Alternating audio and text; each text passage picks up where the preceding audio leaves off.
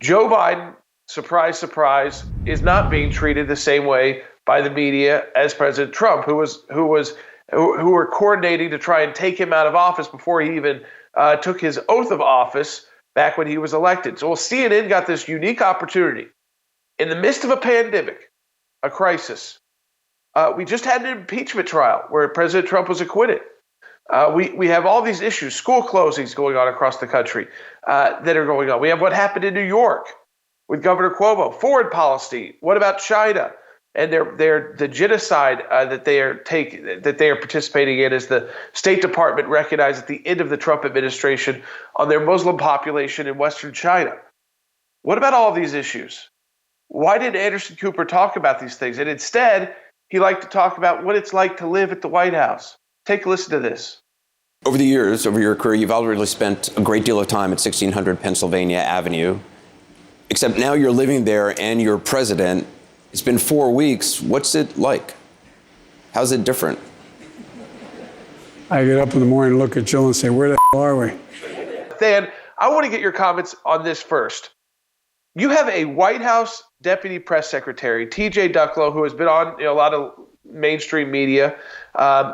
He was forced to resign on Sunday after it was revealed that he berated, threatened a Politico reporter with sexist language, threatened to, quote, destroy her for pursuing a story about his just a personal relationship he had with a reporter, and whether or not that was a conflict of interest. It's actually kind of a legitimate story if you're the White House Deputy Press Secretary and you have a relationship with a reporter.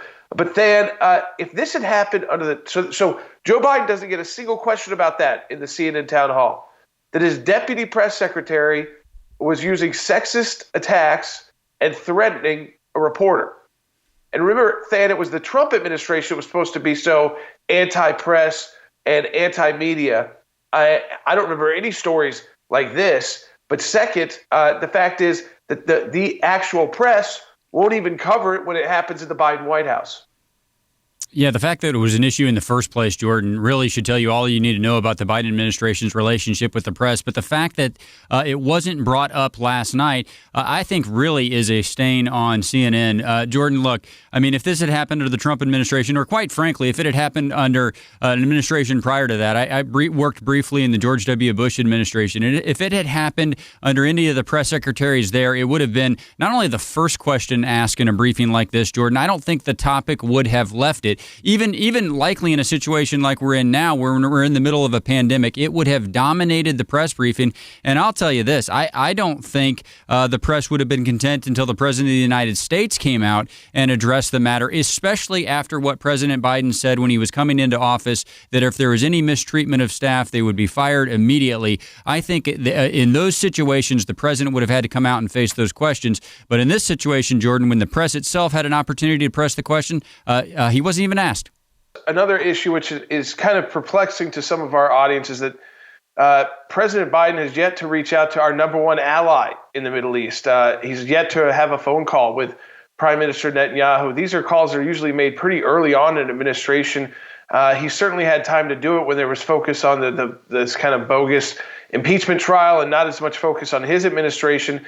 And yet we find out he still has not yet made that phone call, Rick. I mean, what kind of message does that send to a part of the world that was just starting to make peace with Israel in a public way and try to kind of reshape alliances, if you will? It's unacceptable. It's unbelievable that after 30 days, the president of the United States, the new president, has still not called our greatest ally in the Middle East, Israel. The leader of Israel has not received a phone call from the president of the United States. That is shocking.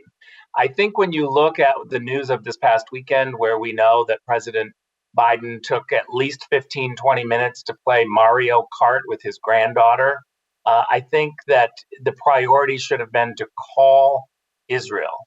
I understand that he needs a little time off, but when you haven't called Israel in 30 days, that's a snub. That's a purposeful avoidance of Israel. That is not a we'll get to you. This is a strategic belief by Jake Sullivan at the National Security Council that they're going to snub Israel. Now, I find it really astonishing that around the same time that we're snubbing Israel, Iran steps out and tries to come clean a little bit on what we know that they've been working on.